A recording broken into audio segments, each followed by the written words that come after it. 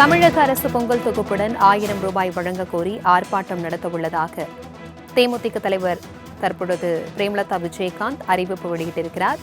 இதுகுறித்தான கூடுதல் விவரங்களுடன் இணைக்கிறார் எம்முடைய செய்தியாளர் ராஜேஷ், இது குறித்தான விவரங்களை பகிர்ந்துக்கோங்க.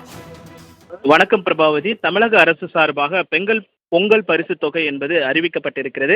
அதில் கரும்பு மற்றும் பொங்கலுக்கு தேவையான அரிசி, வெல்லம் உள்ளிட்டவைகள் வழங்கப்பட உள்ளதாக தமிழக அரசு தெரிவித்திருக்கக்கூடிய நிலையில் ஒவ்வொரு ஆண்டும் பொங்கல் பரிசு தொகையாக 1000 ரூபாய் வழங்குவது வழக்கம். ஆனால் இந்த முறை அது வழங்கப்படவில்லை என்பதால் அரசியல் கட்சி மற்றும் ஒரு அதிருப்தியை ஏற்படுத்தியிருக்கிறது. இந்த நிலையில் அரசியல் கட்சிகள் தொடர்ச்சியாக தமிழக அரசை வலியுறுத்தி வருகிறார்கள். அந்த வகையில் தேசிய முற்போக்கு திராவிடர் கழகம் தனது கண்டன ஆர்ப்பாட்டத்தை அறிவித்திருக்கிறார்கள்.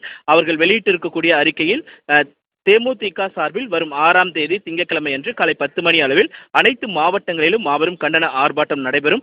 பெண்களுக்கும் மாணவிகளுக்கும் தொடர்ந்து நடக்கும் பாலியல் வன்கொடுமைகளை கண்டித்தும் தமிழகம் முழுவதும் பெண்களுக்கு பாதுகாப்பை வலியுறுத்தியும் பொங்கல் பரிசு தொகுப்புடன் 1000 ரூபாய் வழங்கவும், மழையால் பாதிக்கப்பட்ட மக்களுக்கும் விவசாயிகளுக்கும் நிவாரணத் தொகை வழங்கவும், போதை மற்றும் கஞ்சா இல்லாத தமிழகத்தை உருவாக்கவும் மாபெரும் கண்டன ஆர்ப்பாட்டம் நடைபெறும் என்றும் இந்த ஆர்ப்பாட்டத்தில் மாவட்ட செயலாளர்கள் உள்ளிட்ட அனைத்து கட்சி நிர்வாகிகளும் பங்கேற்க வேண்டும் என்று அக்கட்சியினுடைய பொதுச் செயலாளர் பிரேமலதா வெளியிட்டிருக்கக்கூடிய அந்த அறிக்கையில் தெரிவிக்கப்பட்டிருக்கிறது. இந்த நிலையில் யார் எங்கெங்கு பங்கேற்கிறார்கள் என்ப விவரங்கள் பின்னர் அறிவிக்கப்படும் என்று தெரிவிக்கப்பட்டிருக்கிறது. பிரபாவதி, தகவல்களுக்கு நன்றி ராஜேஷ்.